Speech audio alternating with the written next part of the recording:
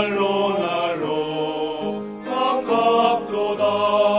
할렐루야 찬양하세. 내 모든 죄 사함받고 주 예수와 동행하니 그 어디나 하늘나라.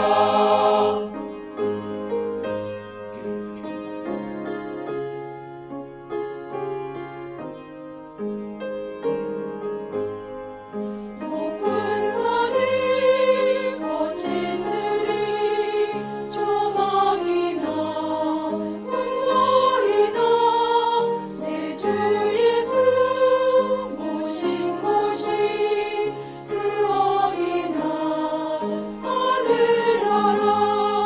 할렐루야 찬양하세. 내 모든 죄 사함받고 주 예수와 동행하니 그 어디나 하늘나라.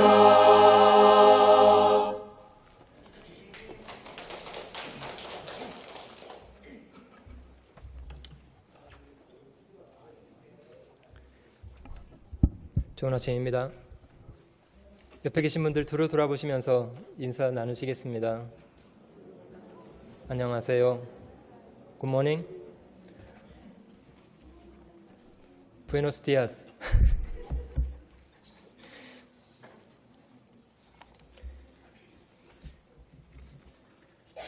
2018년이 한 해 중간을 훌쩍 뛰어넘고도 7월도 벌써 막바지로 흐르고 있습니다. 날짜를 헤아려 봤더니 제 아내가 작년 사고 났던 날짜더군요. 1년이라는 시간 훌쩍 지났고요. 이 또한 지나가리라 이런 말도 있습니다만은 우리에게 주어진 시간 정말 빨리빨리 지나간다고 생각됩니다. 한참 더운 시간 보내고 있습니다만은 건강 많이 조심하셔야 되리라고 생각이 들고요.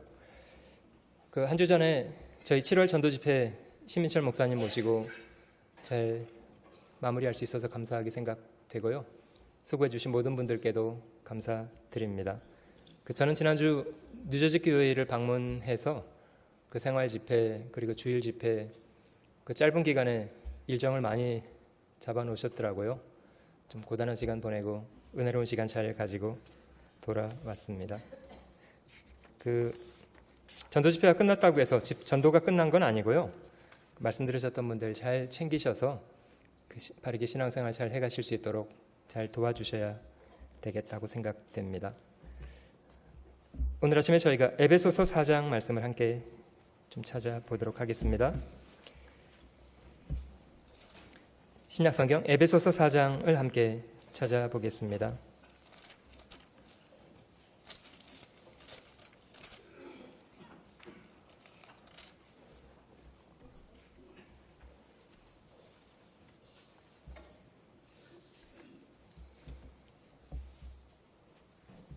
신약성경 에베소서 4장 11절로 16절 제가 한 절 읽고 여러분들이 같이 읽고 이런 방법으로 교독하겠습니다. 11절로 16절 사이만 교독해 보도록 하겠습니다. 그가 혹은 사도로 혹은 선지자로 혹은 복음 전하는 자로 혹은 목사와 교사로 주셨으니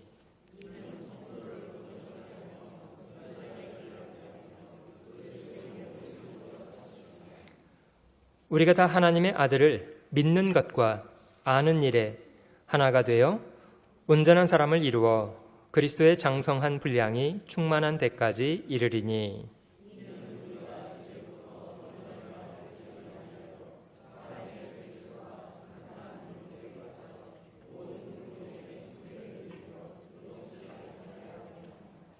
오직 사랑 안에서 참된 것을 하여 범사에 그에게까지 자랄지라. 그는 머리니 곧 그리스도라.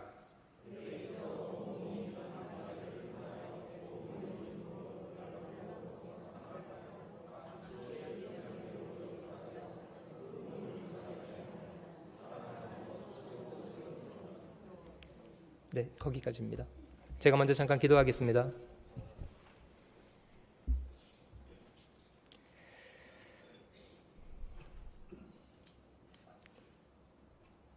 영원히 경배를 받으시기 합당하신 귀하신 우리 주님,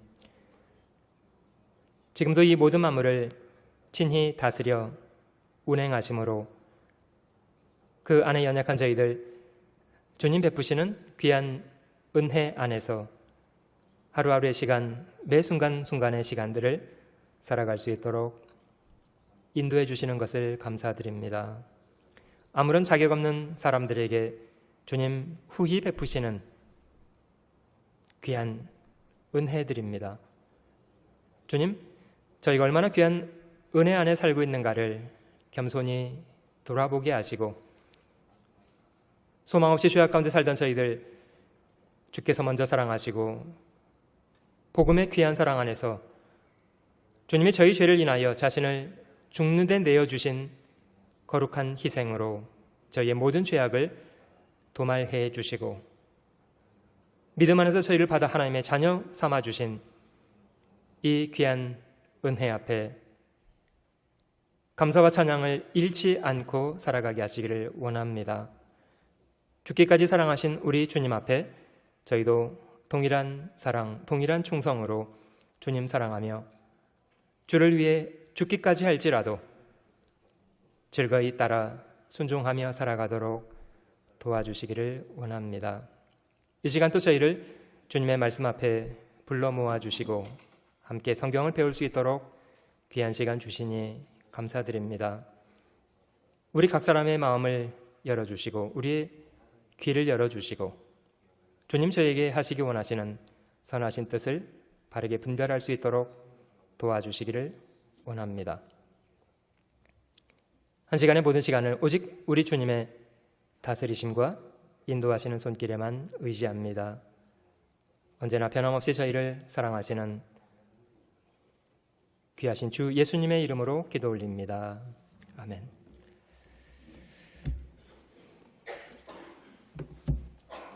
지난 주일까지 시민철 목사님께서 복음을 말씀해 주셨고요. 그래서 제가 오늘은 구원받은 사람들이 이제 어떤 원리를 가지고 살아가는 것이 마땅한가 이런 걸 조금 생각해 볼 수 있는 그런 주제로 말씀을 준비해 보았습니다. 신앙생활의 4대 요소, 그리스도인들의 삶의 중심이 되는 그 4가지 요소 저희가 함께 생각해 보려고 합니다. 바른 믿음을 갖는다는 건 참 중요한 것이라고 생각됩니다. 하나님께 나아가는 통로, 그것을 믿음이라고 합니다. 히브리서 11장 믿음장에는 믿음이 없이는 기쁘시게 할 수 없다. 하나님께 나아가는 자는 반드시 그가 계신 것을 믿어야 할 뿐만 아니라 그가 자기를 찾는 자들에게 상 주시는 분이시라는 사실을 믿어야 한다. 이렇게 말씀하고 계십니다. 많은 사람들이 믿음이라는 것에 대해서 자기 나름대로의 정의를 갖는다는 것은 슬픈 일이라고 생각이 듭니다. 예를 들어보자면 그냥 교회 다니면 믿는 거다라든지 열심히 하는 것은 곧 잘 믿는 거다라든지 이런 식의 정의를 하는 것은 별로 좋지 않은 것이다. 이렇게 생각 들고요. 성경을 통해서 하나님의 말씀을 통해서 믿을 만한 분명한 증거를 발견하고 그 증거 앞에 마음을 들여 굴복하는 것, 이것이 중요합니다. 믿음은 바라는 것들의 실상이고 비록 볼 수 없는 것일지라도 분명한 증거를 가지고 있는 것이다. 여러분들 마음속에 하나님은 실제로 계신 분입니까? 아니면 가상적인 존재에 불과합니까? 실제 계십니까? 증명해 보세요. 어떻게 하실랍니까? 만약에 여러분들에게 하나님이 계신 것을 증명해 보세요. 이렇게 누가 요구한다면 증명할 수 있는 것인가요?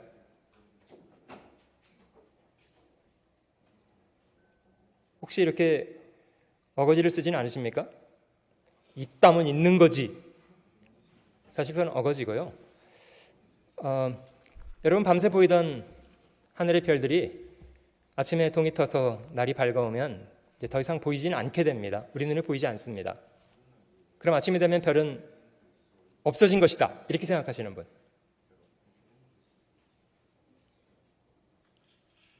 보이지 않지만 분명히 있다 이렇게 믿으시는 분, 뭐가 뭔지 모르겠다 그런 분은 안 계시는군요. 다행입니다. 비록 저희 눈에 보이지 않지만요, 낮 시간에도 하늘에 무수한 별이 존재한다는 것을 믿을 수 있습니다.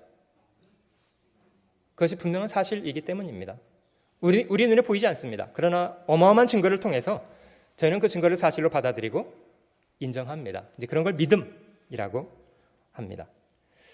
어떤 분은 하나님이 계신 걸 믿으면 그것이 구원이 아니겠냐 이렇게 생각하시는 분이 계십니다만은 야고보서 2장 19절 있는 말씀에 보면 네가 하나님이 한 분인 줄 믿느냐?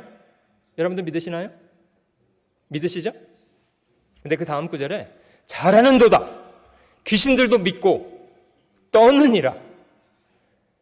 여러분, 그런 믿음은요, 하나님이 살아계시다는 믿음은 사단도 믿고 있는 거고요, 사단의 졸개들도 다 믿고 있는 그런 믿음입니다.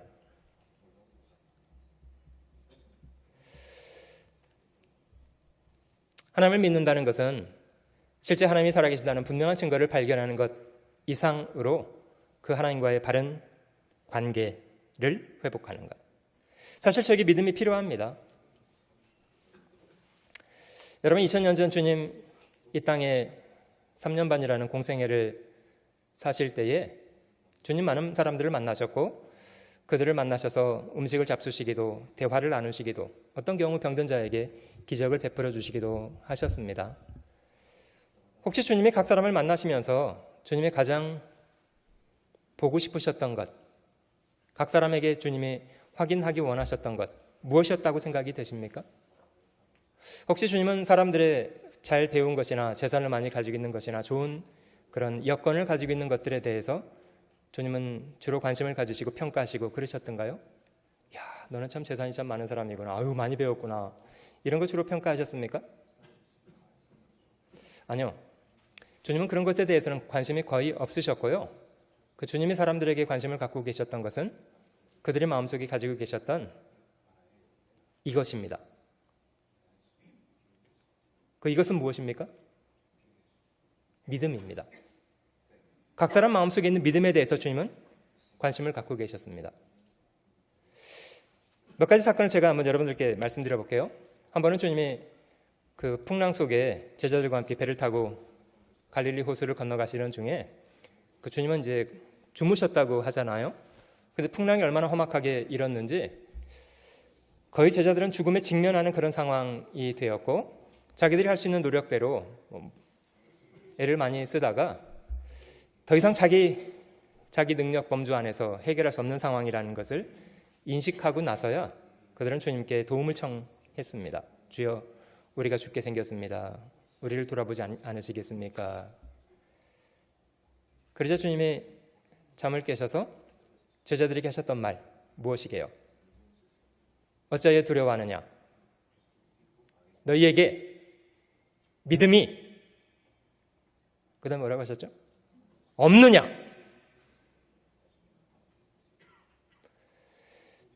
여러분들 같으면 그런 상황에 두려워하겠습니까? 안 하겠습니까?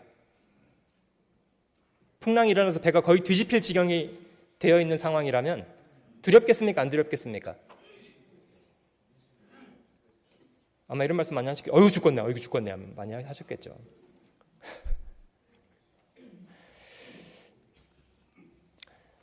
여러분, 주님이 그런 상황에 너에게 믿음이 없느냐라고 하셨던 그 뜻은 도대체 무슨 말씀입니까? 뭘 믿지 못한다는 걸 말씀하신 겁니까? 주님은 그 다음 순간에 그 바람과 파도를 향해서 명령하셨고요. 고요하고 잔잔하라 이렇게 말씀하셨고 바람과 파도는 알아들었습니까? 예, 즉시 주님의 명령을 알아듣고 딱 멈춰버렸습니다. 과연 잔잔하고 고요해졌습니다. 사람들이 굉장히 충격을 받았고요. 도대체 이분이 누구시길래 바람과 파도도 순종하는고. 여러분, 주님이 거기서 말씀하시는 믿음이 없다고 말씀하신 것은 그들의 마음속에 주님이 누구신가에 대한 바른 인식이 없다 이런 말입니다. 그걸 믿음 없다고 말씀하셨습니다. 바른 인식이 없다. 과연 천지를 지으신 하나님이 인간의 몸을 입고 약속하신 대로 이 땅에 오셔서 그들과 함께 계셨는데도 그들은 자기 옆에 계신 그분을 알아보지 못했습니다. 인식하지 못하고 있었습니다. 여러분, 비슷한 사건입니다만은 한 번은 주님이 폭풍 가운데 있는 제자들에게 물 위를 걸어서 제자들이 오셨던 적도 있잖아요. 그 어두운 폭풍 속에서 물 위를 걸어서 사람이 자기들에게 접근하고 있는 상황 속에 제자들은 굉장히 두려움에 사로잡혔고요. 심지어 귀신이다 이렇게 소리 지르고 난리가 났습니다. 그러자 주님이 제자들에게 내니 두려워하지 말라. 그 와중에 한 사람, 정말 물불 안 가리던 사람이었던 베드로가 주님이라는 걸 알아보고 이렇게 소리쳤습니다. 주님, 주시여든 저를 명하사 물 위로 오라 하소서. 물론 주님은 물 위에 서 계셨습니다. 주님 베드로에게 뭐라고 하셨습니까? 주저하지 않으셨습니다. 컴, 오라. 그러자 베드로가 실제 주님의 말씀을 붙잡고요, 그 물 위를 걸어서 주님 앞에 갔습니다. 물론 가다가 이제 중간에 바람이 불고 파도가 이렇게 확 몰려오니까요, 바람을 보고 무서워졌습니다. 그러자 이제 물 위를 걷고 있던 사람이 그만 이제 물에 훅 빠져버렸고요. 주님에 가서 이제 빠지는 베드로를 손을 잡아줬잖아요. 거기서도 주님이 믿음에 대한 걸 말씀하셨습니다. 왜 두려워했느냐? 믿음이 그땐 없다고 말씀하지 않고요, 적은 자야. 믿음이 적은 자야. 왜 두려워했느냐?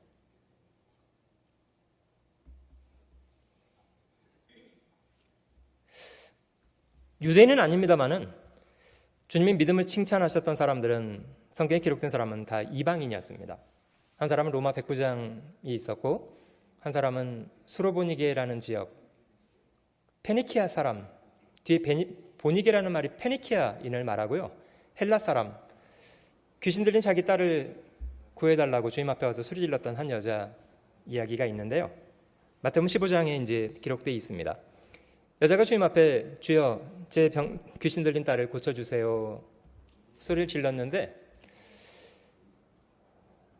사실 예수님 그런 분 아니셨거든요.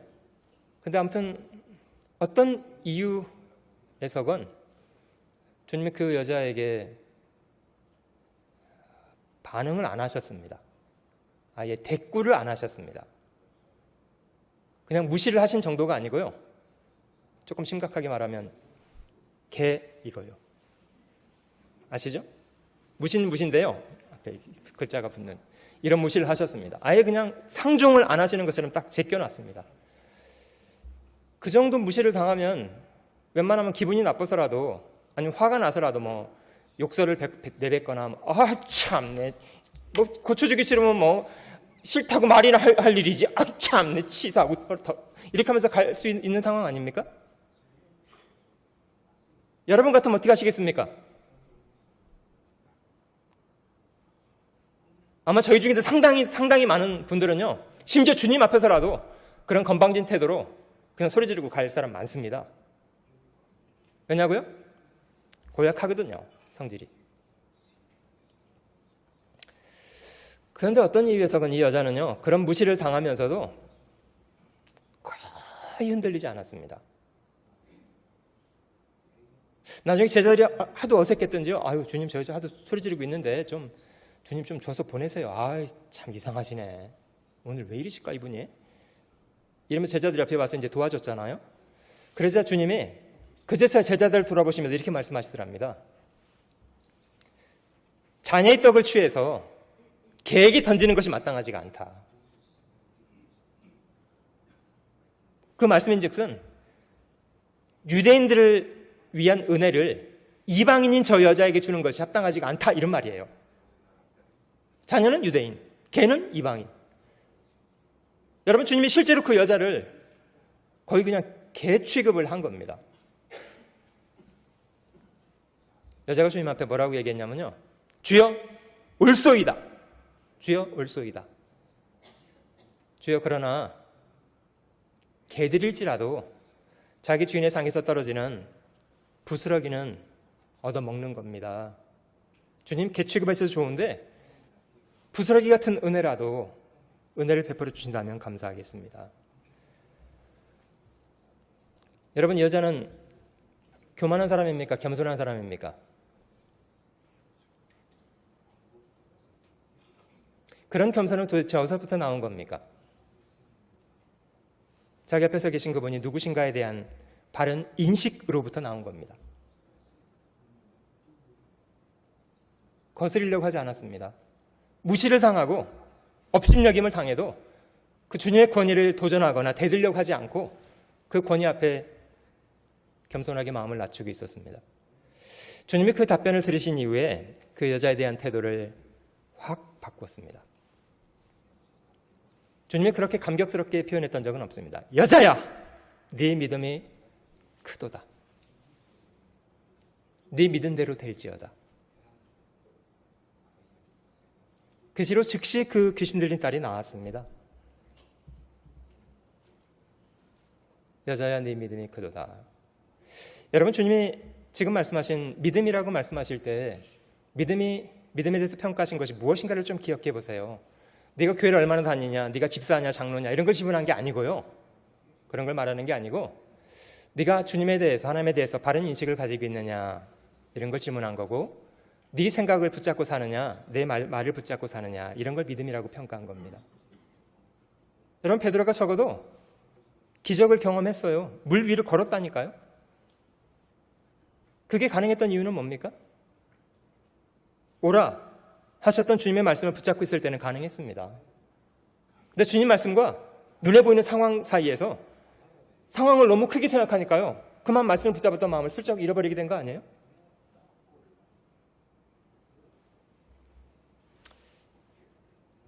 믿음이 적은 자여, 왜 의심하였느냐? 믿음으로 산다는 것, 주님은 의인을 평가하실 때 믿음으로 사는 사람을 의인이라고 말씀하시는데요.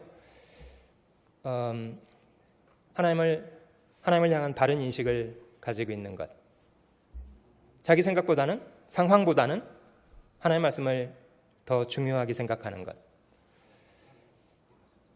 하나님을 등지고 도망가는 편에 서기보다는 하나님의 도우심을 기대하고 용감하게 하나님을 향해서 나아가려고 하는 것, 이런 걸 성경은 믿음이라고 말합니다.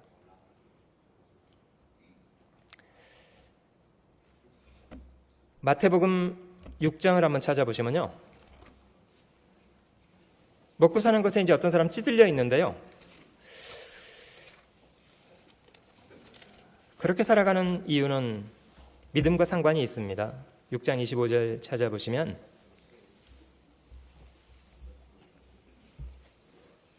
그 바로 앞구절에 사람이 두 주인을 섬기지 못하는데 하나님과 재물을 겸해서 섬길 수는 없다. 물론 살면서 돈이라는 거 절대로 필요한 부분입니다만은 재물을 하나님처럼 믿고 살아가는 것에 대해서 경계하고 있는 그런 말씀입니다. 마태복음 6장 25절 찾아볼게요. 그러므로 내가 너에게 이르노니 목숨을 위하여 무엇을 먹을까, 무엇을 마실까, 몸을 위하여 무엇을 입을까 염려하지 말라. 목숨이 음식보다 중하지 아니하며 몸이 의복보다 중하지 아니하냐. 여러분, 목숨과 음식 사이에, 몸과 의복 사이에 무엇을 더 중요한 것으로 여겨야 합니까? 무르나 많아죠, 이건. 당연히 목숨이 중요하고 몸이 더 중요한 거죠. 믿음 없이 사는 사람의 참 큰 특징 중에 한 가지인데요, 아무튼 염려가 많다는 거예요. 염려가 많아요. 그런 사람들에게 주님이 말씀하시기를 26절, 공중의 새를 봐라. 심지도 않고 거두지도 않고 창고에 모아들이지도 아니하되 자기를 위해서 엄청 쌓아놓고 살려고 하지 않아도 너희 천부께서 기르신다. 너희는 이것들보다 귀하지 아니하냐. 너희 중에 누가 염려함으로 그 키를 한 자나 더할 수 있느냐? 또 너희가 어찌 의복을 위하여 염려하느냐. 들의 백합화가 어떻게 자라는가 생각하여 보라. 수고도 아니하고 길쌈도 아니하느니라. 여러분, 제가 질문 드려보겠습니다. 우리 주변에 지천으로 피어있는 풀들은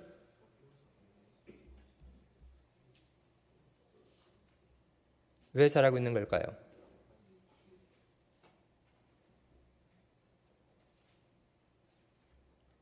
그냥이라고 생각하고 말하려고 하시는 분, 이거는 주로 생각 없으신 분의 답변. 하나님이 키우신다라고 답변하고 싶으신 분, 예, 그렇게 답변하셔야 됩니다. 이름 없는 잡초도요, 저기 자라서 꽃을 피우고 서 있는 이유는 돌보시는 분이 계시기 때문이에요. 돌보시는 분이 계시기 때문이에요. 오늘 있다가 내일 아궁이에 던지우는 들풀조차도 하나님이 어떻게 하신다고요? 돌봐주고 계신다고요.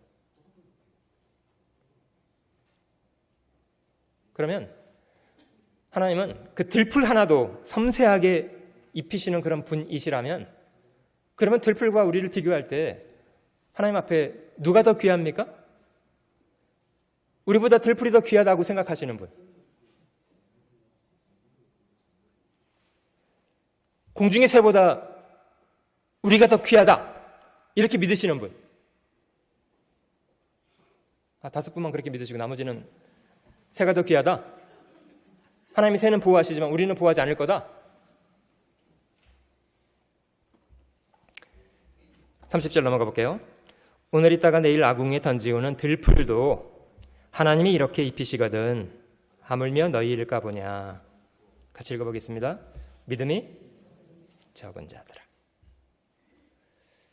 당연히 하나님이 돌봐주시는데, 먹이시고 입히시고 돌봐주시는데 실제 자기가 하는 것도 아니면서, 자기가 뭘 염려해서 해결할 수 있는 것도 아니면서, 사실 염려는요 하나님에 대한 불신뿐만 아니라요 자신을 지나치게 과신하고 있는 교만입니다. 자기 염려에서 키 한 자도 더할 수 없는 사람이 그게 마치 자기가 해결할 수 있는 것인 것처럼 착각을 하고 살아가는 것, 그걸 염려라고 합니다.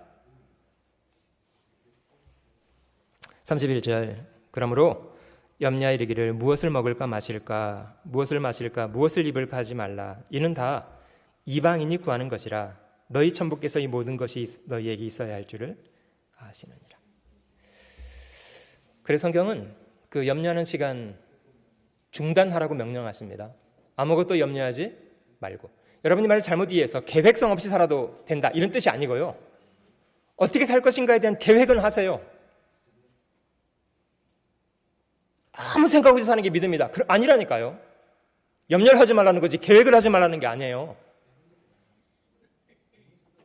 여러분 그 정도는 구분해야 되지 않습니까? 아무것도 염려하지 말고,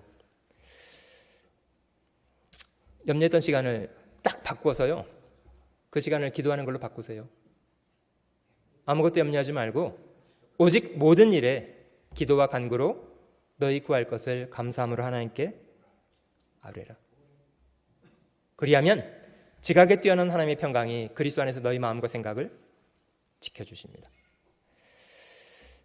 여러분, 먼저는 저희가 그 천지를 지으신 하나님을, 자신을 지으신 하나님을 발견하고 하나님과의 관계를 회복해야 하는 것이 모든 사람이 해야 될 첫 번째 일입니다.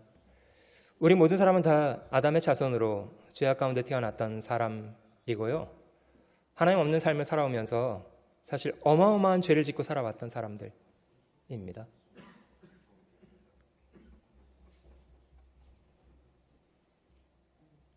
모든 사람이 실제로 지옥 가기에 충분한 죄를 다 가지고 살아왔습니다. 여러분, 죄인에게 필요한 것은 긍정적인 사고방식입니까? 영어로 positive thinking, 긍정적인 사고방식이 필요한 겁니까? 여러분, 긍정적으로 사고하면 죄가 없어집니까? 죄인에게 필요한 것은 긍정적인 사고방식이 아니고요, 죄인에게 필요한 것은 두 가지입니다. 한 가지는 회개, 죄를 지로 인정하고 죄로부터 돌아서는 회개 한 가지. 또 한 가지는 믿음. 그래서 마가복음 1장에 주님이 복음을 증거하시면서 때가 찼고 하나님 나라가 가까웠다, 회개하고 복음을 믿으라. 그것이 죄인에게 필요한 것입니다. 하나님은 모든 사람의 죄를 스스로 해결해 놓으시고 복음 안에서 모든 사람을 부르고 계십니다.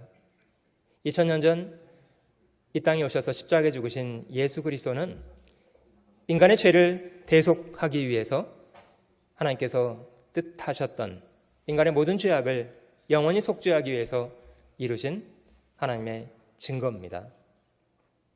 사실 모든 죄악을 하나님이 심판하신다는 것을 보여주는 하나님의 부인할 수 없는 공의가 그의 처절한 죽음 속에 증거되어 있고, 그리고 범죄한 우리 대신 그가 대신 죽었다는 분명한 사실을 통해서 죄인을 사랑하시는 하나님의 사랑이 분명히 증거되어 있습니다. 하나님의 공의, 하나님의 사랑. 사실 죄는 우리가 지었는데 대가는 그리스도가 대신 지불했다는 분명한 사실 때문에 구원받은 사람은 그 속에서 새로운 삶을 비로소 살아갈 수 있게 되는데요. 사실 신앙생활하는 것, 그리스도인들의 신앙생활은 하나님께 천국 보내달라고, 천국을 보내주세요, 이런 목적으로 하는 수고가 아니고요. 아무런 자격 없는 죄인을 사랑하시고 구원해 주신 하나님의 은혜가 너무 감사해서 어떻게 하면 이 은혜를 보답할 수 있을까, 이런 생각을 가지고 살아가는 삶을 신앙생활이라고 합니다. 신앙생활이라고 하는 건요, 누구 보라고 하는 게 아니고요, 누구를 위해서 대신 해주는 것이 아니고요, 신앙생활은 나를 구원해 주신 주님이 너무 감사해서 자발적으로 하는 겁니다. 다시 질문 드려볼게요. 신앙생활은 해주는 거게요, 하는 거게요? 잘 모르시겠습니까? 신앙생활은 해주는 게 아니라 그래 해준다 해줘 이런 거 아니고요, 그런 피동적인 자세를 가지고 해주는 게 아니고요, 누구 보라고 하는 게 쇼하는 게 아니고요, 실제로 나를 구원하신 주님의 은혜가 너무 감사해서 그 주님 앞에 자발적으로 살아가는 삶, 그걸 신앙생활이라고 합니다. 오늘 제가 이 4대 요소에 대해서는 조금 강조드려서 말씀드려보고 싶은데요, 시간이 되는 대로 한번 말씀을 드려보겠습니다. 그리스도인 신앙생활의 4대 요소, 여러분 다 아시죠? 첫 번째는 말씀, 하나님의 말씀. 두 번째는요, 기도. 세 번째는 그리스도인들과 함께 살아가는 교제 혹은 봉사, 교회 생활, 이런 거라고 말합니다. 그리고 네 번째는 아직 복음을 알지 못하고 살아가는 사람들에게 복음을 전하면서 살아가는 전도. 그 자동차의 네 바퀴로 저희가 이제 자주 설명드립니다만은, 자동차가 건강하게 움직여 가려면 바퀴가 몇 개가 필요합니까?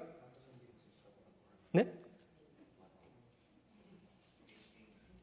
물론 옛날 저희가 3륜차 이런 것도 봤습니다만은 좀 위험하고요. 적어도 4륜차 정도는 돼야 이렇게 안전하죠. 바퀴가 4개 있는, 그래요. 4개 갖고 있는 차를 생각해 보겠습니다.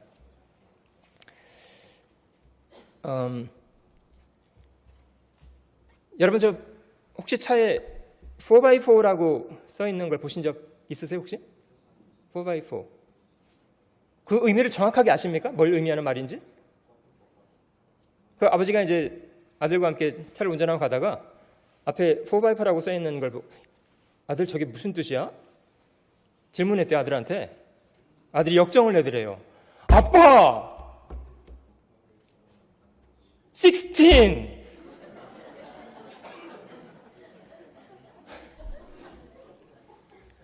물론 4x4 4 곱하기 4니까 16이죠. 어떤 트럭에 보니까 실제로요, 4 곱하기 4 이렇게 스티커가 붙어 있는데 그 뒤에 equal 16, 16 이렇게 써놨더래요. 그런 뜻이 아니고요. 4x4라는 의미는 앞에 있는 4, 앞에 있는 4라는 의미는 그 차가 가지고 있는 바퀴 수를 말한답니다. 만약에 트럭 같은 바퀴가 6개 있는 차는요, 6개 바퀴 중에 4바퀴가 돌아간다. 그러면 6x4예요. 앞에 있는 숫자는 그 차가 가지고 있는 전체 바퀴 수, 뒤에 있는 숫자는 동력이 전달돼서 움직이는 바퀴 수. 보통 이제 바퀴가 2개 움직이는 차를 저희가 대부분 쓰잖아요. 그런 경우는 4x2.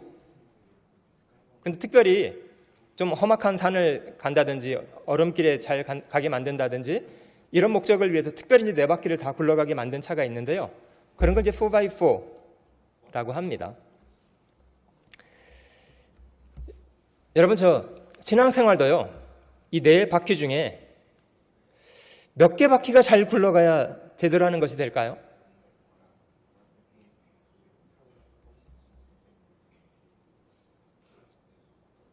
만약에 한 바퀴만 잘 굴러간다? 그럼 어떻게 되냐면요. 그 자리에서 뱅글뱅글 돕니다. 한 바퀴만 굴러가면요. 왜냐하면 3바퀴는 딱 멈춰 있는 거거든요. 근데 이게 잘 건강하게 가려면요. 4바퀴가 다 건강하게 움직여줘야 합니다. 오늘 말씀과 기도, 교제와 전도, 이 4가지 그리스도인들의 신앙생활의 요소들이 우리에게 어떤 의미를 주고 있는 것들인가를 조금 생각을 해보시게요. 첫 번째, 하나님의 말씀. 믿음은 들음에서 나며 들음은 말씀으로 말미암는다고 로마서 10장 17절은 말씀하십니다. 사람이 믿음을 얻으려면 무엇을 해야 하냐면요. 다른 걸 하는 것이 아니고 말씀을 들어야 합니다. 그래야만 믿음을 얻을 수가 있습니다. 여러분, 하나님은 저에게 무엇인가를 말씀하고 싶어 하시는 분이라는 거 아세요? 그래서 하나님이 이렇게 두꺼운 편지를 우리에게 보내셨습니다.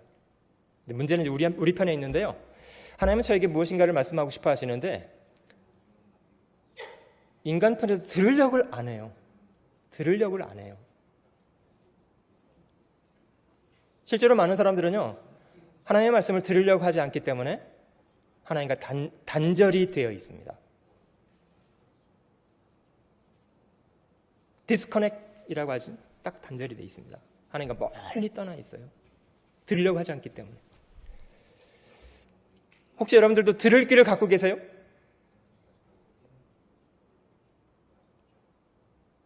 여러분, 제가 말씀드리는 거 다 듣고 계시죠? 저희가 육신에도 우리 몸에도 귀가 붙어 있습니다만은 우리 마음에도 귀가 있는 거 아세요?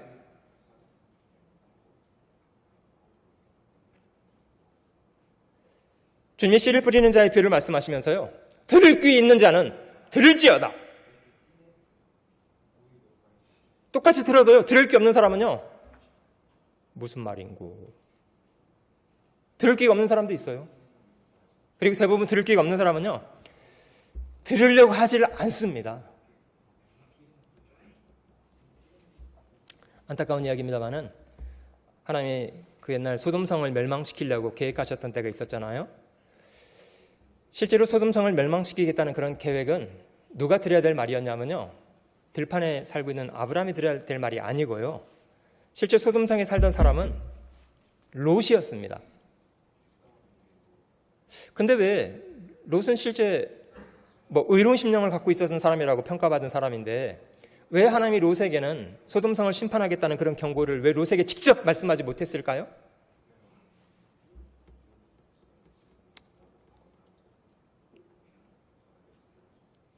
롯은 어떤 이유에서건 하나님으로부터는 단절되어 있는 사람이었던 것 같아요. 들으려고 하지 않고. 이거는 비극이라고 생각됩니다. 여러분, 저희가 구원을 받기 위해서도 가장 먼저 필요했던 것이 하나님의 말씀을 귀담아 듣는 경청의 태도였습니다. 여러분, 한 주 전에 저희가 전도 집회할 때 새로 오셨던 분들에게 부탁드렸던 것은 여러분, 저희 찬송을 열심히 합시다 라든지 이런 거 부탁하던가요? 헌금을 많이 해주십시오 라든지. 저희가 말씀 앞에 나오셨던 분들한테 가장 원했던 한 가지는 그냥 귀담아 들어주세요. 그냥 귀담아 들어주세요. 성경에 뭐라고 기록되어 있는지, 하나님이 당신에게 뭘 말씀하고 계신지를 그냥 들어주세요. 하나님을 몰랐던 사람도요, 듣다 보면 하나님이 계셨구나. 천지를 지으신 분이 계셨구나. 지금 나를 살게 하시는 분이 계셨구나. 나를 만드신 분이 계셨구나. 알게 되지 않습니까? 뭐 어마어마한 기적을 경험해서가 아니고요. 말씀을 들으면 그의 마음속에 믿어지기 때문입니다.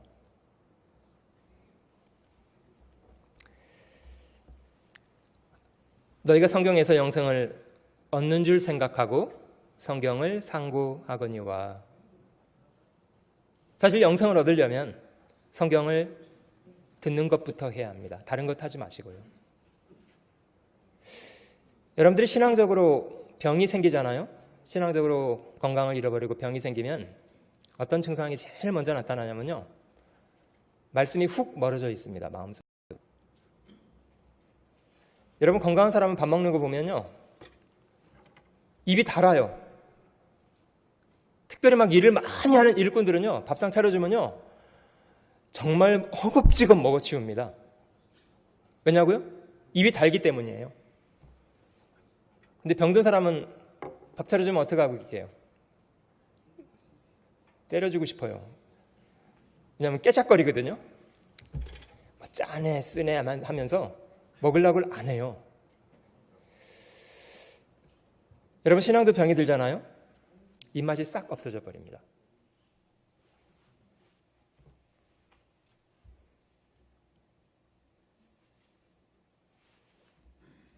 여러분, 지금도 성경을 매일매일 음식을 먹는 것처럼 감격 속에 읽고 계시는 분, 감동을 받으면서 성경을 읽다가 막 눈물을 흘리면서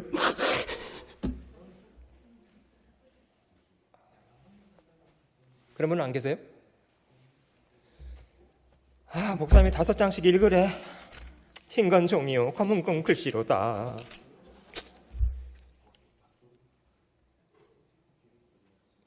물론 그렇게라도 읽어주시면 감사합니다. 억지로 먹은 음식은 양식이 안 되는 게 아니고요, 억지로라도 먹으면 그게 몸의 건강을 회복시킵니다. 여러분, 성경 말씀은 하나님이 저희를 구원받도록 하기 위한 목적으로도 주셨고요, 성경은 능히 너로 하여금 구원에 이르는 지혜가 있게 한다 뿐만 아니라 성경은 그리스도인들의 삶을 건강하게 성장하고 변화시켜가는 원동력이 되기도 합니다. 그 신약성경 베드로전서 1장을 한번 찾아보시면 사람이 구원을 받을 때요, 이 말씀이 어떤 일을 하는가를 확인해 볼 수 있습니다. 베드로전서 1장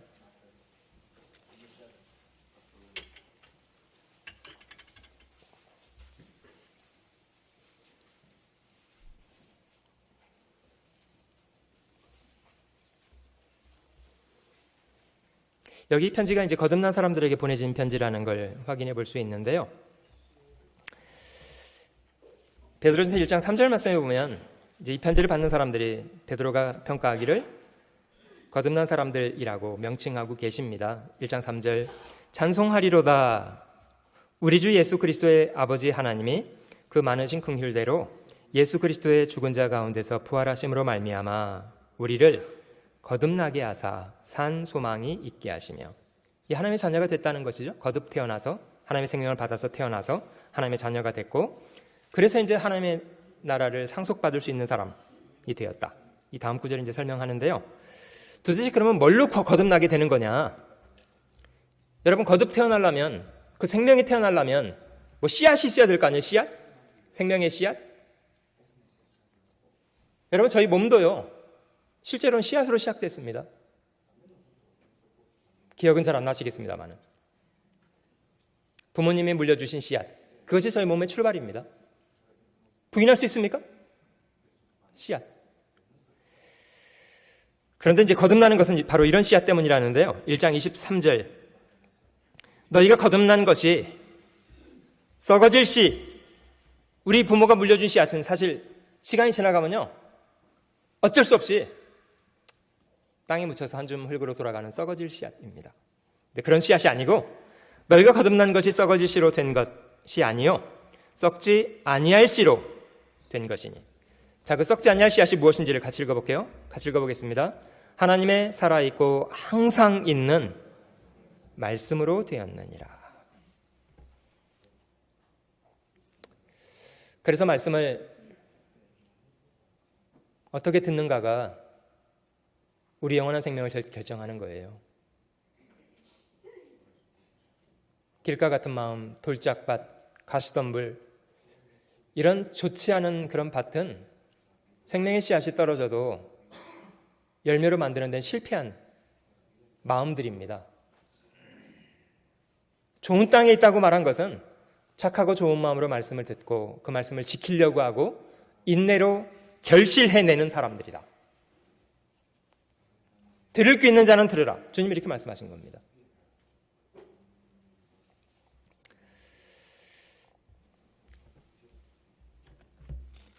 베드로전서 앞에 야고보서도 있는데요. 야고보서 1장 18절도 한번 찾아보시면 여기 하나님이 사람을 거듭나게 해서 하나님의 자녀로 낳으실 때 이걸로 낳으신답니다. 1장 18절. 그가 그 조물 중에 우리로 한 첫 열매가 되게 하시려고 자기 뜻을 좇아 진리의 말씀으로 우리를 낳으셨느니라. 하나님의 기적은요, 사실 성경을 말하고 강론하는 그런 속에서 일어납니다. 믿음은 들음에서 나오고 들음은 말씀으로 말미암습니다. 말씀 그 자체를 듣는 것이 중요합니다. 인간의 철학, 인간의 논리, 이런 것을 주섬주섬 많이 들으면요,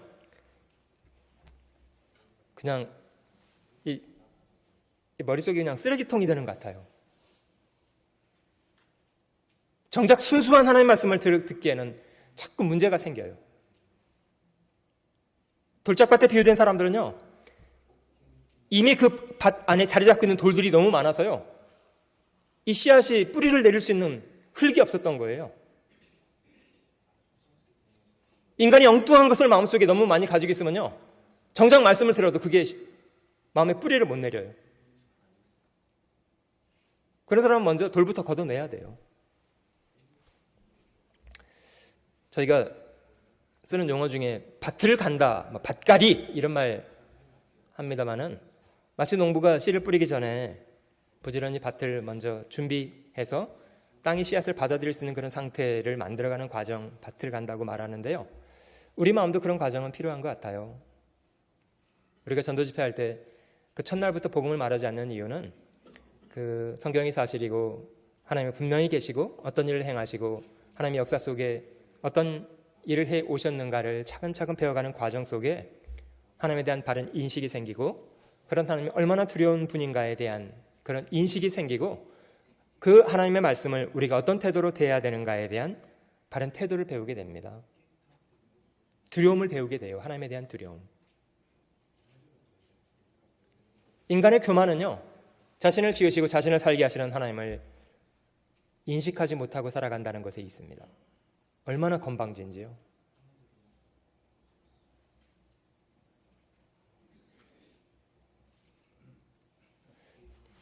여러분, 직장생활하는 직원들이라면 자기 보스 앞에 어떻게 행동해야 된다는 거 알잖아요? 여러분, 직원이 보스 앞에서 말 함부로 하고 행동 함부로 하면 어떻게 됩니까? 그 보따리라는 말 나오죠? 보따리. 그 다음에 보따리 가라는 얘기거든요. 영어로 you fire. 집에 가. 그러니까 사람들이 보스 앞에서는 두려워하는 거 아니에요? 자기의 주권을 거머쥐겠다는 인식 때문에. 여러분, 저희가 하나님에 대해서 바르게 공부하면, 바르게 인식하면 하나님 두려워할 수밖에 없습니다. 왜냐고요? 그분이 우리 삶을 붙잡고 계신 주인이에요. 살고 죽는 게 그의 손에 붙잡혀 있어요. 왜 두려워하지 않습니까?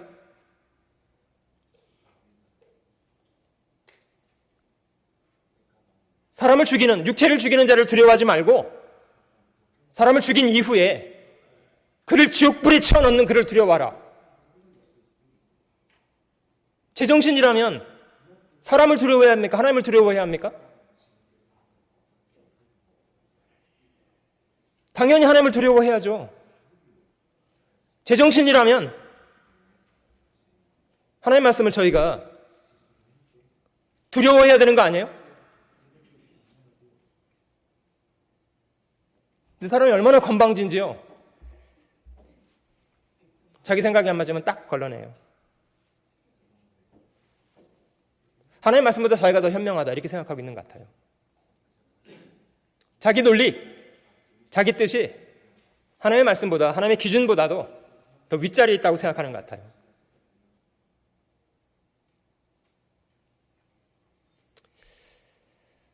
안타깝습니다만은 많은 사람들이 종교적인 사람이 되기도 하고 열심을 하기도 하고 그러지만 하나님과 상관없는 사람으로 끝까지 남게 되는 이유는 그런 그릇된 태도 때문이라고 생각됩니다.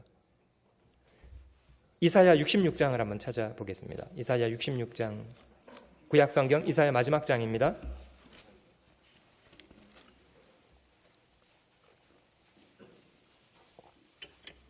우리한테도 이런 태도는 필요하다고 생각합니다. 66장 5절 보시면 이사야 66장 5절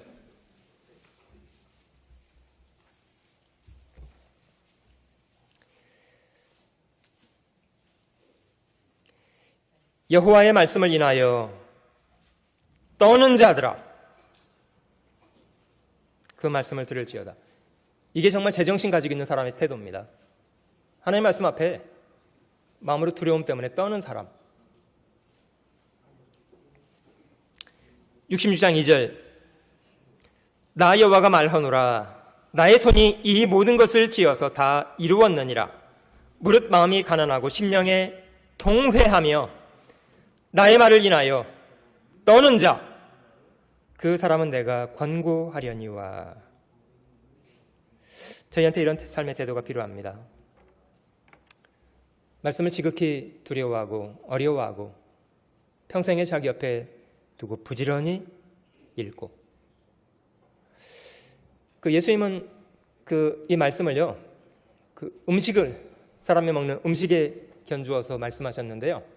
사람이 떡으로만 사는 것이 아니고 물론 떡을 먹어야 삽니다. 우리 육체는 떡을 먹고 삽니다마는 우리 영혼은 말씀 먹고 삽니다. 사람이 떡으로만 사는 것이 아니라 하나님의 입에서 나오는 모든 말씀으로.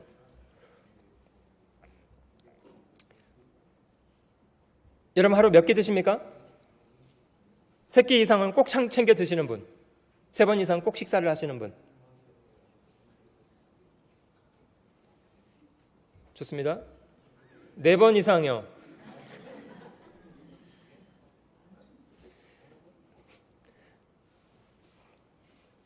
그 3번 먹는 사람 통과가 안 될 텐데 3번 먹는 사람은 삼식이라고 평가하더라고요. 4번 먹는 사람은 내 이놈.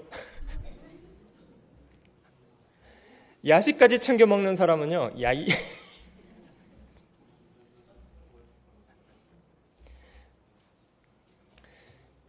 여러분 사실 저희가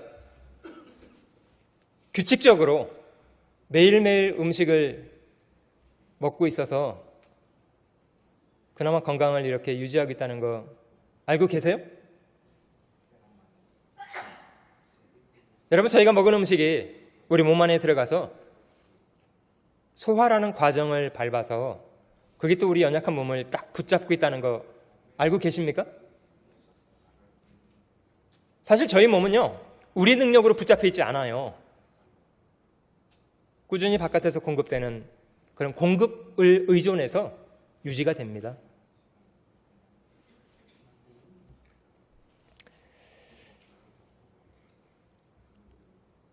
여러분 제가 만약에요, 한국에 씨름 잘하는 분 누가 있을까요? 이만기 씨나 아니면 강호동 씨 이런 사람하고 제가 만약에 씨름을 했다고 하면 만약에 여러분들이 돈을 건다면 누구한테 걸고 싶습니까? 갑자기 기분이 확 나빠지네. 거의 비웃음처럼 들리는데. 당연히 지금 씨름 선수들, 왕년의 씨름 선수들한테 걸어야 되겠죠. 그런데요, 단 조건을 걸기를 저는 이제 잘 먹는 그런 상태를 유지한 상태이고, 이만기 씨나 이제 강호동 씨 같은 이런 사람이 왕년에 천하장사였습니다만은 그런 사람은 한 2달 굶겨서 이렇게 이제 씨름을 붙여놓으면요, 그러면 누가 이길 것 같습니까? 자, 두 달 굶은 이만기 씨가 제대로 걸어 나오겠습니까? 어림없습니다. 어떤 분들은요, 자기 왕년에 신앙생활 열심히 했고 자기 왕년에 잘했기 때문에 지금은 뭐 성경 읽지 않고 그래도 자기는 뭐 건강하게 잘. 여러분 10년 전에 먹은 밥은요 그때 필요한 거지 그때 먹었다고 지금은 안 먹어도 된다고 주장할 수 있는 분이요 어림없습니다. 여러분 10년 전에 5년 전에 배웠던 말씀은요 그때 필요한 말씀이에요. 맞습니까? 양식을 먹는 것처럼 아무튼 꾸준히 배워야 합니다. 양식을 먹는 것처럼. 그게 중단되면요 신앙도 힘을 잃어버려요. 병이 들고 기준을 잃어버린 채로 방황하게 됩니다. 사도행전 20장을 한번 찾아보겠습니다. 사도행전 20장 이 말씀도 한번 찾아볼게요.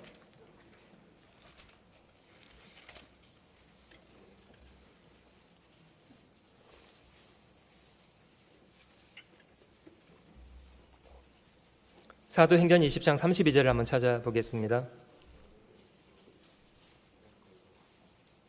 사도행전 20장 32절 천천히 같이 읽어보겠습니다.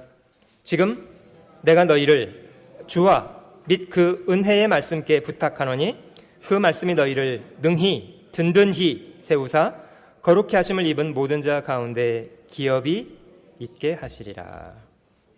여기 바울이 그 마지막 간증하던 중에 내가 너희를 주와 및 그 은혜의 말씀께 부탁한다. 이 말씀이 하는 일을 설명하시기를 그 말씀이 너희를 능히 든든히 세우실 거다. 우리 주변에 자라는 나무들을 저희가 보면요 겉으로 드러나서 저희 눈에 보기 좋은 그런 부분이 있습니다. 나무가 굵고 잎이 많고 그러면 사람 보기 좋아요. 야, 참 보기 좋은 나무다. 근데 정작 그 나무를 지탱하는 부분은요 눈에 보여지는 부분은 아니고요 눈에 안 보여지는 뿌리입니다. 뿌리. 근데 그 나무가 건강하게 서 있으려면요 그 일은 누가 하냐면요 눈에 보여지는 이 나무 기둥이나 이 이파리들이 하고 있는 것이 아니고요 뿌리가 그 일을 합니다. 뿌리가요. 그 신앙의 경향에 따라서 사람들도 그 사람에게 보여지기 위해서 신앙생활 하시는 분들이 계신 것 같아요. 보여지는 부분은 굉장히 잘 하셔요. 그러니까 영어로 showup이라고 합니까? 사람에게 보이기 위한. 근데 문제는 이제 보여지는 부분에 대해서는 치중을 했는데 뿌리를 내리는 걸 실패한. 그럼 어떤 일이 벌어지냐면요 그냥 날씨 좋을 때는 괜찮아요. 그냥 건강하게 있는 것처럼 보이는데 조금만 어려움이 찾아오면 이제 표시가 납니다. 바람이 분다든지 이런 시간이 다 바람이 분다든지 아니면 뭐 오래 가문다든지 그럼 못 견뎌해요. 큰 나무들이 자빠져 있는 거 봤는데요 덩치에 비해서는 뿌리가 너무 얇더라고요. 아마 그 나무도 넘어진 채로 후회 많이 했을 거예요. 이럴 줄 알았으면 뿌리 많이 내리는 건데 괜히 쇼하다가 불장 다 봤네 이러면서. 여기 말씀 속에요 내가 그 주와 그 은혜의 말씀께 부탁하노니 그 말씀이 너희를 능히 든든히 세우사. 우리가 마음의 뿌리를 말씀 앞에 깊이 내릴 필요가 있습니다. 이사야서 16장에도 심지가 견고한 사람 그런 사람에게 평강이 있다고 말씀하세요. 평강의 평강으로 하나님이 지켜주신답니다. 뿌리를 깊이 내리는 것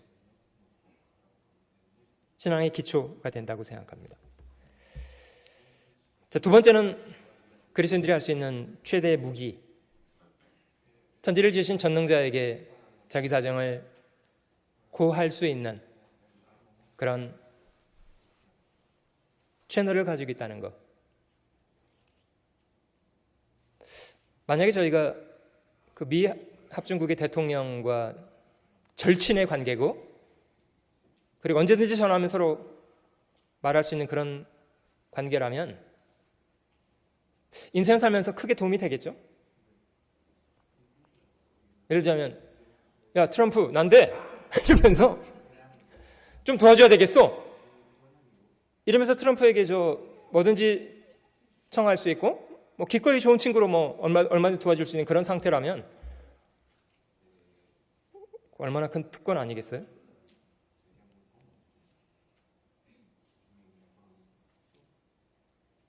그랬으면 좋겠다고 생각되시는 분, 내가 트럼프 친구가 돼서 얼마든지 필요한 걸 구할 수 있는 그런 사람이었으면 참 좋겠다 이렇게 생각되시는 분, 그러면 여러분들이 기도하는 게 그것보다 훨씬 더 큰 특권이라는 걸 기억하시면 좋겠습니다. 왜냐고요? 하나님은 트럼프와 비교할 상대가 아니시잖아요.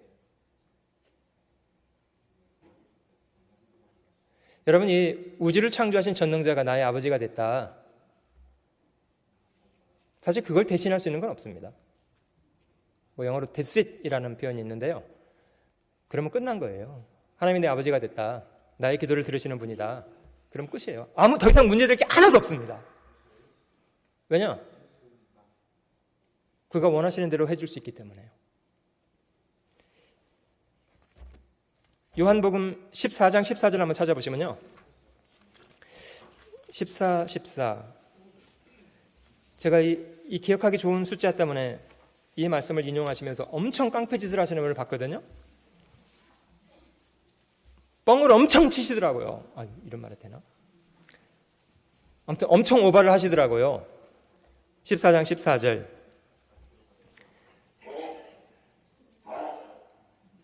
내 이름으로 무엇이든지 내게 구하면 내가 시행하리라. 이런 말인데요. 그분의 주로 강조는 이제 무엇이든지라는 말을 강조하시더라고요. 구하는 대로 족족 다 주신대. 그래서 아들이 구했습니다. 아빠 저 총 주세요. 총. 자, 대포 주세요. 대포. 칼 주세요. 핵폭탄 주세요. 전차 주세요. 온갖 못된 짓 다 하고 있는 거예요, 혼자. 그걸 이용해서. 여러분, 그리스도인이 그렇게 해도 될까요? 하나님을 이용해서? 하나님의 자녀라는 걸 사칭해서 그렇게 막 맘대로 구해도 괜찮을까요? 근데 중요한 건요, 이게 누구의 이름으로 구한다고 지금 말씀하시는 거냐면요, 내 이름으로입니다. 내 이름으로. 주님의 이름으로. 13절 바로 앞에 구절입니다. 너희가 내 이름으로 무엇을 구하든지 내가 시행하리니. 여러분, 저희가 주님의 이름을 이용해서 자기의 사적인 목적을, 사적인 욕망을 채우겠다고 기도를 해도 마땅하냐? 그건 아닌 것 같아요.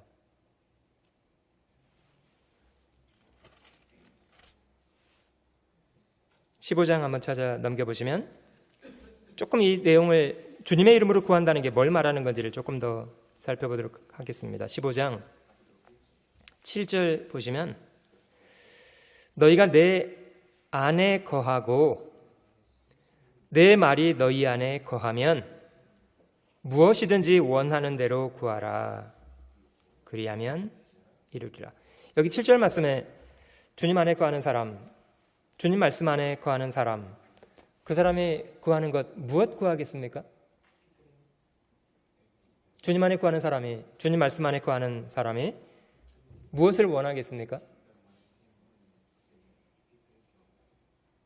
주님의 영광을 구하고 주님의 뜻이 이루어지기를 구하고 그러지 않겠습니까?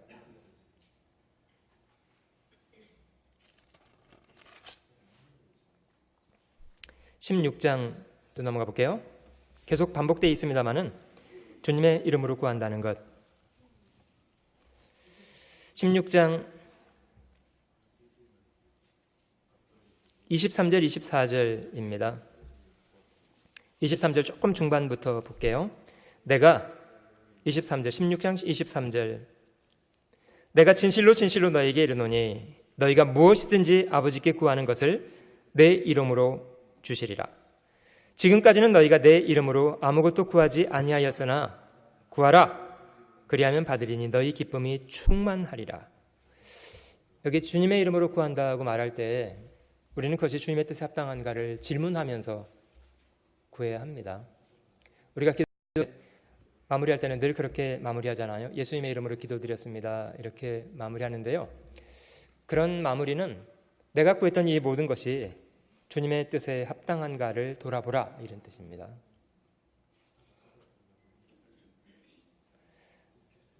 기회가 되면 마태복음 6장 그 주기도문에 대해서도 좀 저희가 자세히 공부하겠습니다마는 하나님은 저희의 마음의 중심을 은밀한 중에 보고 계시는 분입니다. 사실 저희가 무엇을 구하기 전에 전지하신 분이기 때문에요. 무엇이 필요한지를 먼저 아시는 분이에요. 혹시 이런 상황일 거라고 생각되시는 분 계세요? 우리가 하나님께 무엇을 이제 구했습니다. 하나님, 제가 이렇고 저렇고 이런 것이 필요합니다. 도와주십시오. 그랬더니 하나님 깜짝 놀라시면서요. 아이고, 네가 그런 것이 필요했구나. 내가 몰랐다. 아이고, 미안하다. 도와줄게. 이러시는 분이라고 생각되시는 분. 여러분, 부부지간에는 말하지 않잖아요. 부부지간에 말 안 하면요, 부부지간이면서도요 무엇이 필요한지를 모릅니다. 왜냐고요? 우린 전지하지 않기 때문이에요.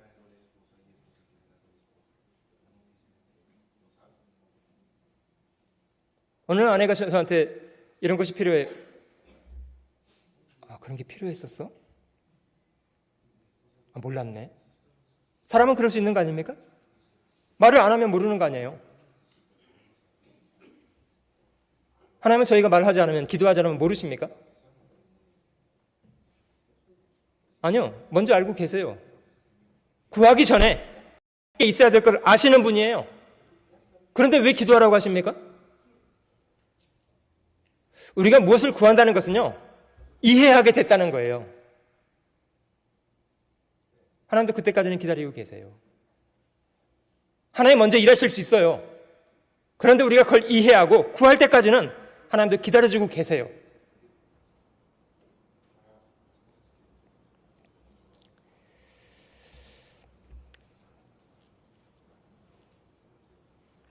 자, 에베소서 4장 오늘 읽었던 말씀으로 좀 돌아가 보실게요. 그 그리스도인들이 건강하게 신앙생활 해가는 것에 말씀 가까이 하는 거 절대로 필요하고, 기도하는 거 필요하고. 에베소서 4장 말씀을 보시면 그리스도인들이 건강하게 성장해가는 과정 속에 다른 구원받은 사람들과의 건강한 교제 절대로 필요합니다. 교회 생활이라고 말하기도 하는데요. 교회는 그리스도인들의 가족들입니다. 한 아버지의 자녀들로 태어나서 예수님이 이 땅에 처음 오실 때는 독생자의 신분으로 오셨잖아요. 근데 예수님이 십자가에 죽고 부활하신 이후에는 더 이상 예수님이 독생자가 아니에요. 어떻게 변하셨냐면요, 맏아들이 되셨답니다. 맏아들. 예수님이 부활하신 이후에 처음 막달라 마리아를 만났습니다. 마리아에게 주님이 어떤 부탁을 하셨냐면요, 너는 내 형제들에게 가서 이르되 내가 내 아버지 곧 너희 아버지, 내 하나님 곧 너희 하나님께 올라간다고 말해라. 주님이 부활하신 이후에요, 자신의 제자들을 가리켜서 더 이상 자신의 제자들이라고 하든지 종이라고 말하지 않고 나의 형제들에게라고 말했습니다. 형제들.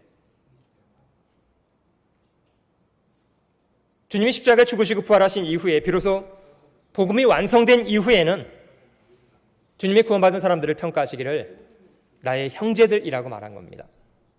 그래서 히브리서 2장 11절은 거룩하게 하시는 예수님과 거룩하게 함을 입은 사람들, 죄사함을 받아서 하나님의 자녀가 된 사람들이 다 한 분 하나님께로부터 났기 때문에 형제라 부르기를 부끄러워하지 않는다.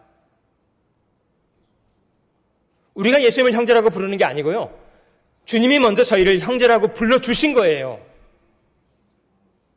나의 형제들이라고요.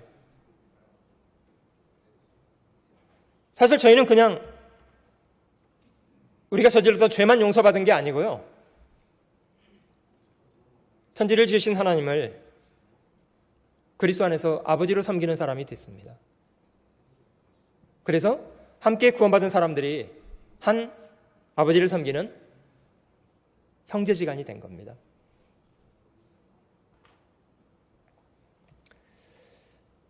저희가 서로 부르는 호칭 중에 저는 제가 하는 일이 있어서 목사라고 저를 부르기도 합니다만은 사실 그런 제 직책보다도 제가 저 자신을 소개할 때는 형제라고 말합니다.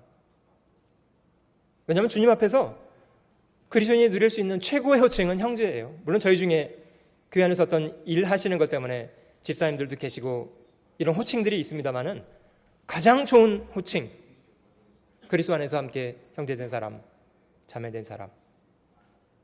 주님이 저를 그렇게 먼저 불러주셨습니다. 형제라 부르기를 부끄러워하지 않았다.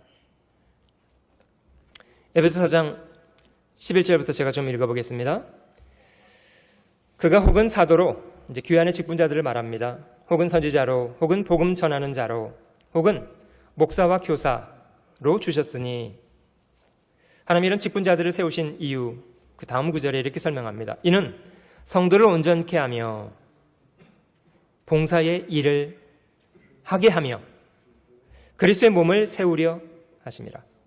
교회는 그리스도의 몸 안에 많은 지체가 함께 연합해서 한 몸이 된 것처럼 구원받은 각 사람들은 교회라는 몸 안에 함께 참여되어 있는 지체들이라고 합니다.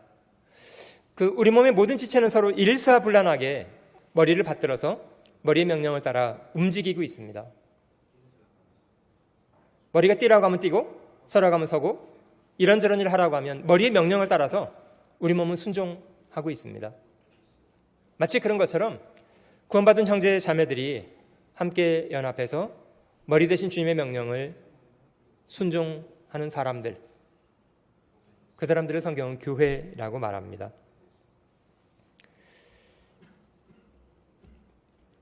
(11절에) 있는 이런 직분자들은 교회 안에 있는 성도들을 온전하게 만들고 봉사일을 하도록 하게 하고 결과적으로 몸을 세우는 일을 하는 사람들이랍니다. 13절, 우리가 다 하나님의 아들을 믿는 것과 아는 일에 하나가 되어 온전한 사람을 이루어 그리스도의 장성한 분량이 충만한 데까지 이르리니. 한 아이가 이 땅에 태어났을 때 시간이 지나가면서 정상적인 성장을 해 간다는 것은 얼마나 귀한 축복입니까? 간혹 우리 가족들 중에도 아이가 태어났다는 즐거운 반가운 소식을 들을 때가 있고 또 시간이 지나가면서 그 아이들이 처음에는 엎치고 뒤치고 1년 정도 지나면 아장아장 걷고 2-3살 지나면 뛰고 이런 과정들을 밟아가잖아요. 그런 과정들이 저희에게 얼마나 큰 기쁨을 또 안겨줍니까? 이분들 정말 메마르셨네. 여러분, 그런 아이들이 커서 이제 건이같이 이렇게 듬직한 이제 청년이 슬쩍 돼가기도 하고 그러면 얼마나 감사하지 않아요? 너무 감사하죠. 하나님이 저희를 처음에는 강도 만난 사람처럼 거반 죽어가는 상태에서 저희를 건져다가 주막에 데려다 놓은 거잖아요. 근데 계속 그 상태로만 있으면 어쩌겠어요. 언제 그런 강도 만난 그런 아픈 상태였는지를 툴툴 털어버리고 건강한 몸으로 일어나서 또 어려운 사람들을 살펴주고 이런 사람이 될 수 있다면 얼마나 좋겠습니까? 그 바로 앞에 있는 구절을 좀 볼게요. 에베소 3장을 한번 보시면 에베소 3장 18절, 능히 모든 성도와 함께 지식에 넘치는 그리스도의 사랑을 알아 그 넓이와 길이와 높이와 깊이가 어떠함을 깨달아 하나님의 모든 충만하신 것으로 너희에게 충만하게 하시기를 구하노라. 넓이, 길이, 높이, 깊이. 사실 저희가 처음 구원받을 때 주님이 나 같은 죄인을 위해서 얼마나 거룩한 희생을 당하셨는가 조금 알게 되었습니다마는 전부는 아니고요. 저희 생각이 자라가면서 신앙이 성장해 가면서 더 깊이 있게 알게 됩니다. 점점 커집니다. 아마 구원받으신 분들은 그런 발견을 하게 될 거예요. 처음 구원받을 때 자기가 죄인이었다는 거 발견합니다마는 마음속에 하나님의 생명의 빛이 더 밝히 비춰지게 될수록 자신이 얼마나 큰 죄악 가운데 살고 있는가에 대해서 더 많이 발견합니다. 빛이 강해지면 어둠은 더 짙어집니다. 그래서 그 사랑이 점점 더 커지게 됩니다.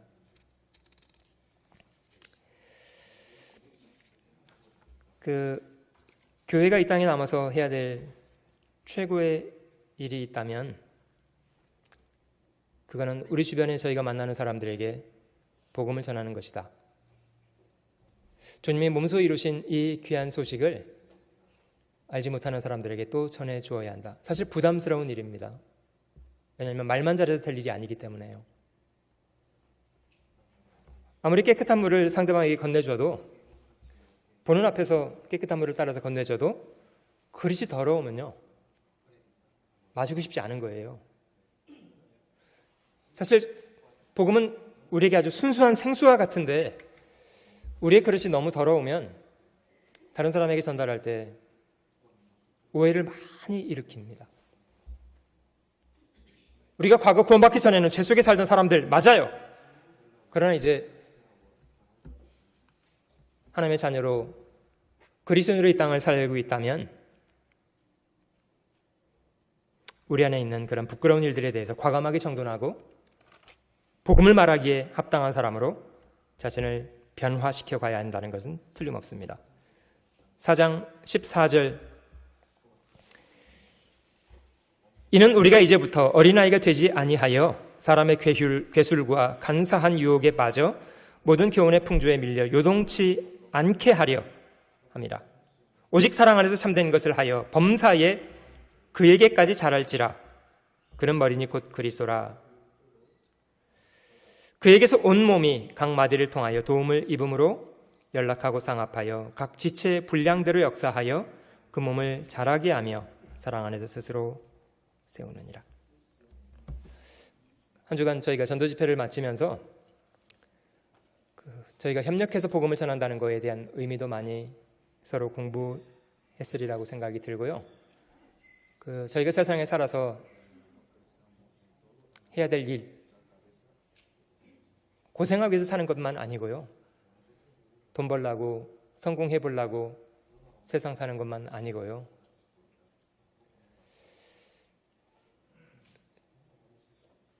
저에게 주어졌던 기회가 대단히 소중한 기회입니다마는 영원히 주어진다는 것도 아니고요, 잠시 지나가면 주님이 주셨던 것들을 저에게서 거두시게 되는 날도 금방 옵니다. 헛된 것을 쫓아서 솔로몬처럼 인생을 탕진하여 살지 않았으면 좋겠고요, 아무쪼록 저희가 복음 안에서 건전하게 살아가고 저희가 만나는 사람들에게 어찌하든지 복음을 말해서 한두 사람이라도 저희를 통해서 우리 주님께 돌아오게 하는 그런 일을 잘 감당하다가 주님 앞에 설 수 있으면 좋겠다고 생각됩니다. 다니엘서에 있는 약속입니다마는 많은 사람을 옳은 대로 돌아오게 한 자, 그 말은 세상에 많은 사람들이 죄악 가운데 그릇된 상태에 있다는 걸 전제로 하는 얘기입니다. 많은 사람을 옳은 대로 돌아오게 한 자는 별과 같이 영원토록 비추게 된다. 그게 저희가 할 일입니다.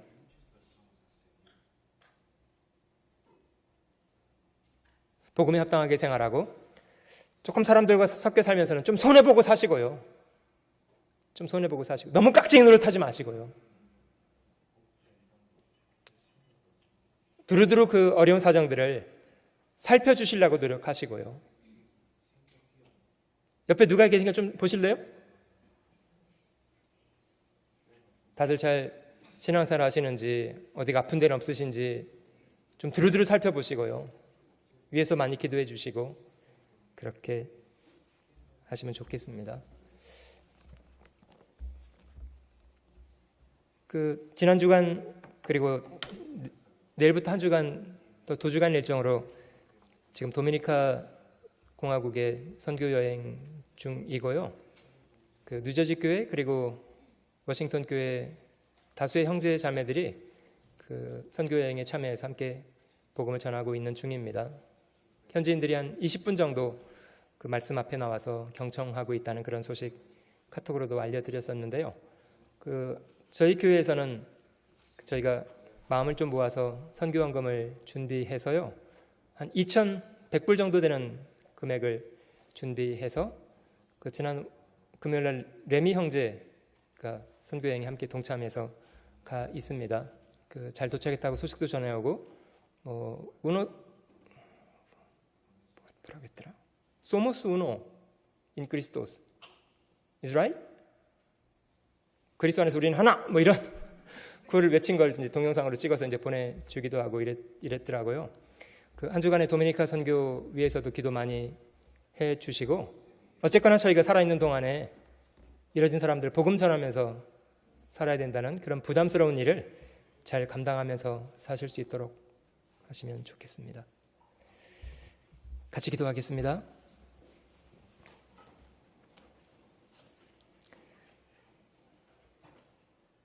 고마우신 주님,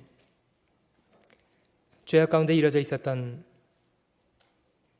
악한 죄인들이었던 저희들,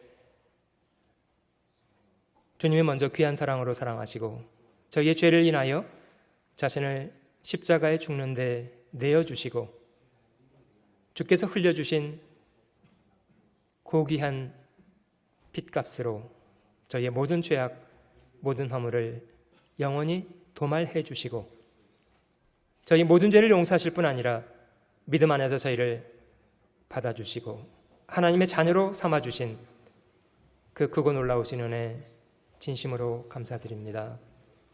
주님은 저희의 모든 것을 다해 섬김 받으시기 합당하신 분이십니다. 아무런 자격 없던 죄인이었던 저희를 주께서 먼저 목숨을 다해 사랑하셨기 때문입니다. 겸손한 마음 주시고 늘 주님의 말씀 앞에 마음 들여 살아가게 하시고 주님의 선한 꾸지람 앞에 우리의 잘못된 것을 돌이키고 하나님 쓰시기 합당한 사람으로 우리 자신을 정돈하고 준비해 갈 수 있도록 도와주시기를 원합니다. 저희로 더욱 영육간에 강건한 사람 되게 하셔서 저희가 만나는 사람들에게 어찌하든지 복음 잘 전하며 살아갈 수 있도록 도와주시옵소서. 지난 주간과 오늘 한 주간 도미니카 선교 현장에 함께 수고하는 모든 형제자매들 위에 함께 해주시고 말씀 앞에 나온 심령들 위에 자비를 더하셔서 구원함을 얻고 새 생명 가운데 살아갈 수 있는 사람 되도록 도와주시옵소서. 오늘 저에게 허락하신 하루의 시간 우리 주님 잘 섬겨 한 날의 시간을 보내도록 함께해 주시옵소서. 모든 은혜 감사드리며 변함없이 저희를 사랑하시는 구주 예수님의 거룩하신 이름으로 기도 올립니다. 아멘. 찬송가 493장을 같이 찬송하겠습니다.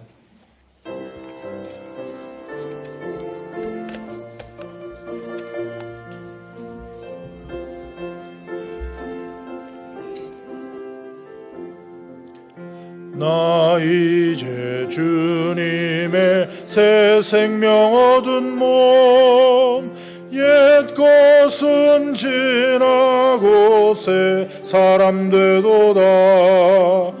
그 생명 내 맘에 강같이 흐르고 그 사랑 내게서 해같이 빛난다. 영생을 맛보며 주 안에 살리라. 오늘도 내일도 주 함께 살리라. 주 안에 감추인 새 생명 얻으니 이전에 좁던 곳 이제는 값없다. 하늘의 은혜와 평화를 맛보니 찬송과 기도로 주 함께 살리라. 영생을 맛보며 주 안에 살리라. 오늘도 내일도 주 함께 살리라. 산천도 조목도 새 것이 되었고 죄인도 원수도 친구로 변한다. 새 생명 얻은 자 영생을 맛보니 주님을 모신 맘 새 하늘에로다. 영생을 맛보며 주 안에 살리라. 오늘도 내일도 주 함께 살리라. 주 따라가는 길 험하고 멀어도 찬송을 부르며 뒤따라가리라. 주를 모시고 영원히 살리라. 날마다 섬기며 주 함께 살리라. 영생을 맛보며 주 안에 살리라. 오늘도 내일도 주 함께 살리라.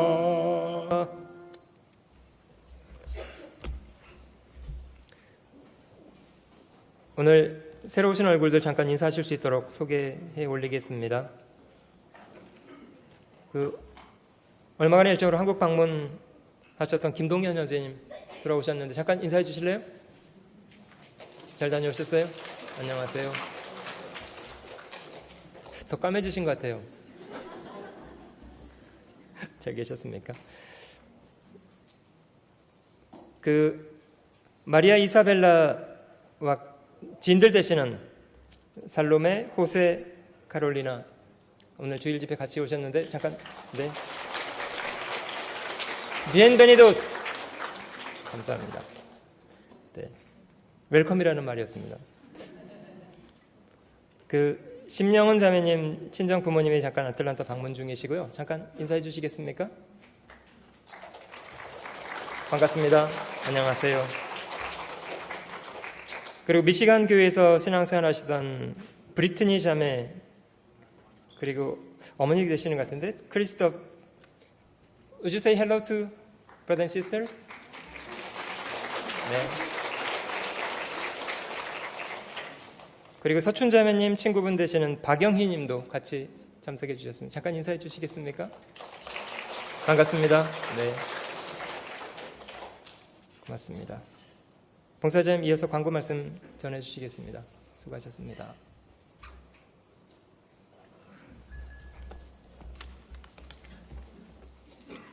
네, 모임 안내해드리겠습니다. 오늘 회별 모임이 많은데요. 은정회, 어머니회, 청년회, 봉사회 각 모임이 있고요. 이 모임이 끝난 바로 직후에 전체 임원 모임을 갖도록 하겠습니다. 그 다음에 내일 저녁 7시 30분에 연합 성경 공부 있습니다. 많이 참석해 주시기 바랍니다. 금요일 날 B점 모임이 오전 10시에 장미순 자매님 댁에 있습니다. 그 다음에 금요일 오후에는 애시빌 신방이 있는데요. 원하시는 분들은 목사님한테 말씀하셔서 같이 동행하도록 해주시면 감사하겠습니다. 그 다음에 저희가 매월 벽달로 구독하고 있는 생명의 빛 서적이 지금 준비되어 있는데요. 각 구역별 준비되어 있으니까 구역장님들께서는 픽업하셔서 신청자들의